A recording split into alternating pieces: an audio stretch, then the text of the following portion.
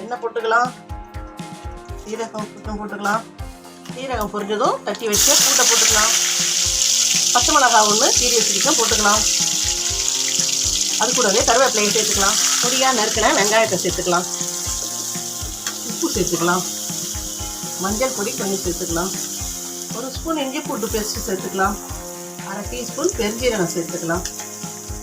1 spoon குழம்புத்தூள் சேர்த்துக்கலாம். 1/2 teaspoon தனி மிளகாய் தூள் சேர்த்துக்கலாம்.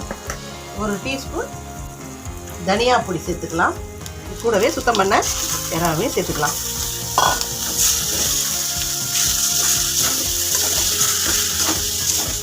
இது கூடவே வேக வச்சு எடுத்த பலாக்கட்டையை சேர்த்துக்கலாம். 2 நிமிஷம் இருக்கட்டும், வதங்கட்டும். மூடி போட்டு வைக்கலாம். கொஞ்சம் எண்ணெய் கொஞ்சம் போட்டுக்கலாம். அப்போ தான் ரொம்ப நல்லாயிருக்கும். மல்லித்தழை போட்டுக்கலாம்.